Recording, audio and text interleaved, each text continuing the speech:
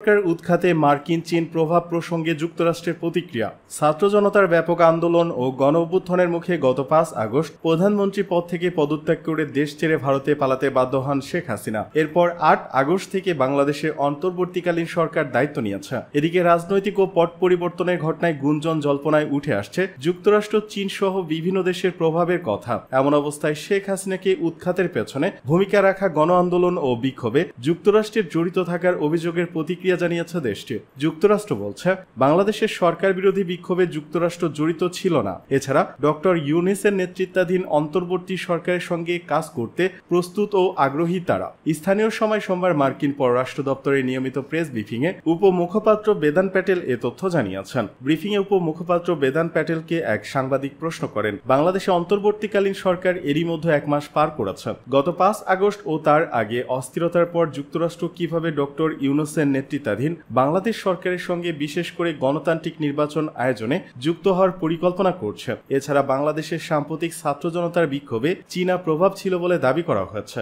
যুক্তরাষ্ট্র এই পরিস্থিতিকে কিভাবে মূল্যায়ন করে এবং এই অঞ্চলে কোনো কৌশলগত উদ্বেগ আছে বলে মনে করছে কিনা। জবাবে বেদান প্যাটেল বলেন, দেখুন, আমরা বাংলাদেশের পরিস্থিতি নিবিড়ভাবে পর্যবেক্ষণ করছি। আমরা ডক্টর ইউনূসের নেতৃত্বাধীন অন্তর্বর্তী সরকারের সঙ্গে কাজ করার জন্য প্রস্তুত এবং আগ্রহী, কারণ এই সরকার বাংলাদেশের জনগণের জন্য গণতান্ত্রিক ভবিষ্যৎ নির্ধারণের জন্য কাজ করে যাচ্ছে। এর বাইরে আমি আর কিছু বলতে চাচ্ছি না। এ সময় বেদান প্যাটেলের কাছে সাংবাদিকরা আরো জানতে চান, কিছু ভারতীয় সংবাদ মাধ্যম বাংলাদেশের সরকার বিরোধী বিক্ষোভে যুক্তরাষ্ট্রের জড়িত থাকার ইঙ্গিত দিয়েছে। যদিও ভারত ঐতিহাসিকভাবেই ক্ষমতাচ্যুত হাসিনা সরকারের ঘনিষ্ঠ মিত্র ছিল, এই অভিযোগ যুক্তরাষ্ট্র ভারত সম্পর্কে কোনো প্রভাব ফেলবে কিনা। জবাবে বেদান প্যাটেল বলেন, আমি সেই রিপোর্টগুলো দেখিনি, তবে আমি দ্ব্যর্থহীনভাবে বলতে পারি সেগুলো সত্য নয়। এই কারণেই হয়তো আমি সেসব রিপোর্ট দেখিনি।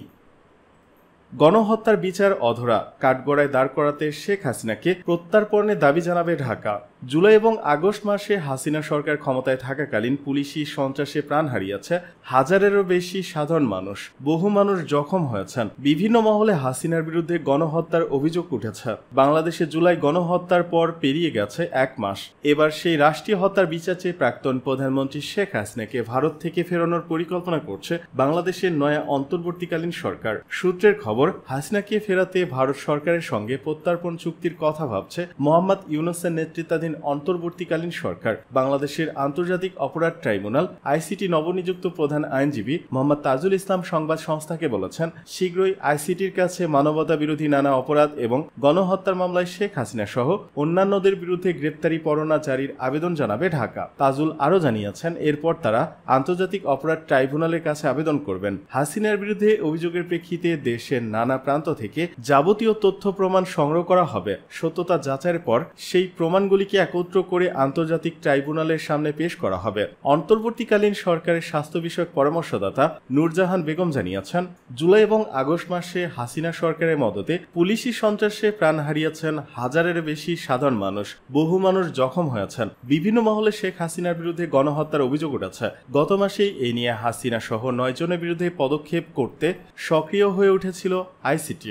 অন্তর্বর্তীকালীন সরকারের বিদেশ বিষয়ক পরামর্শদাতা মোহাম্মদ তৌহিদ হোসেনও জানিয়েছিলেন, বিচারের স্বার্থে হাসিনাকে দেশে ফেরাতে বদ্ধপরিকর তারা। এবার স্পষ্ট জানিয়ে দিল ট্রাইব্যুনাল, ঢাকায় সবুজ সংকেত পেলেই কাজ শুরু করে দেবেন তারা। শেখ হাসিনার বিরুদ্ধে আরও ৪ মামলা, মোট মামলা ১৪৯টি। বৈষম্য বিরোধী ছাত্র আন্দোলনের কর্মসূচি চলাকালে গুলি করে হত্যা ও হত্যা চেষ্টার অভিযোগে সাবেক প্রধানমন্ত্রী শেখ হাসিনার বিরুদ্ধে আরও ৪টি মামলা হয়েছে। এর মধ্যে 2টি হত্যা মামলা। গতকাল সোমবার ও গত রোববার এসব মামলা করা হয়। এর বাইরে হত্যা ও হত্যা চেষ্টার অভিযোগে ঢাকার চিফ মেট্রোপলিটন ম্যাজিস্ট্রেট সিএমএম আদালতে শেখ হাসিনার বিরুদ্ধে আরও 4টি মামলা নেওয়ার আবেদন করা হয়েছে। আদালত বাদীর জবানবন্দি রেকর্ড করে এ সংক্রান্ত মামলা হয়েছে কিনা তা জানানোর জন্য সংশ্লিষ্ট থানার ভারপ্রাপ্ত কর্মকর্তা ওসিদের নির্দেশ দিয়েছেন। ছাত্র জনতার অভ্যুত্থানে গত ৫ আগস্ট পদত্যাগ করে দেশ ছাড়েন শেখ হাসিনা। এরপর থেকে আজ পর্যন্ত তার বিরুদ্ধে ১৪৯টি মামলা হওয়ার তথ্য পাওয়া গেছে। এর মধ্যে ১৩৩টি হত্যা মামলা। শেখ হাসিনার বিরুদ্ধে 4 মামলা। নতুন 4 মামলার মধ্যে একটি রাজধানীর মোহাম্মদপুরে রনি নামের এক তরুণকে হত্যার অভিযোগে করা হয়েছে। এ মামলায় শেখ হাসিনা সহ ৩৪ জনকে আসামি করা হয়েছে। নিহত রনির মা বাদী হয়ে গতকাল মামলাটি করেন। মামলায় তিনি উল্লেখ করেন, ১৯ জুলাই রাতে মোহাম্মদপুরের নূরজাহান রোডে বৈষম্য বিরোধী বিরোধী ছাত্র আন্দোলন ডাকা মিছিলে আওয়ামী লীগ ও এর সহযোগী সংগঠনের সদস্যরা গুলি ছোড়েন। তখন রনি গুলিবিদ্ধ হন। পরে শহীদ সোহরাওয়ার্দী মেডিকেল কলেজ হাসপাতালে চিকিৎসাধীন অবস্থায় তিনি মারা যান। আরেকটি মামলায় যাত্রাবাড়িতে সিএনজি চালিত অটো রিকশা চালক ওবায়দুল হাসানকে হত্যার অভিযোগ আনা হয়েছে। এতে শেখ হাসিনা সহ আসামি 9 জন। ওবায়দুলের স্ত্রী মরিয়ম খাতুন বাদী হয়ে মামলাটি করেন। আরও 4 মামলার আবেদন। আসামির তালিকায় রিয়াজ ফেরদৌস, আসিফ ইকবাল নামের এক তরুণকে হত্যার অভিযোগে ঢাকার সিএমএম আদালতে শেখ হাসিনা সহ 145 জনের বিরুদ্ধে মামলা নেওয়ার আবেদন করা হয়েছে।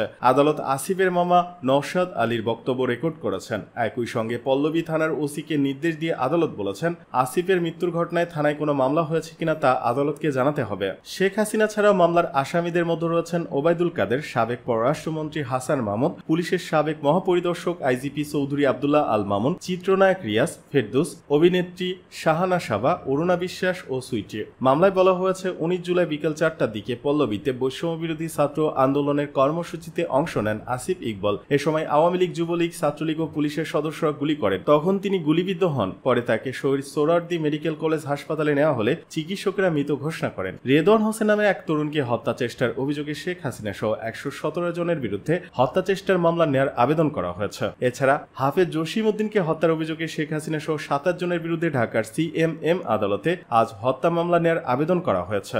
রাজধানীর মোহাম্মদপুরে রিকশা চালক মহিন মিয়া নামের এক যুবককে হত্যার অভিযোগে শেখ হাসিনা সহ 90 জনের বিরুদ্ধে মামলা নেওয়ার আবেদন করা হয়েছে। মামলার আবেদনে উল্লেখ করা হয়, 18 জুলাই রাত 11টার দিকে মোহাম্মদপুরের টাউন হল এলাকায় আওয়ামী লীগ, যুবলীগ ও স্বেচ্ছাসেবক লীগের সদস্যরা এলোপাথারি গুলি করেন। তখন রিকশা চালক মহিন গুলিবিদ্ধ হয়ে মারা যান। মামলায় শেখ হাসিনা ছাড়াও জাহাঙ্গীর কবির নানক, সাবেক কাউন্সিলর আসিফ আহমেদ ও তরিকুজ্জামানকে আসামি করা হয়েছে।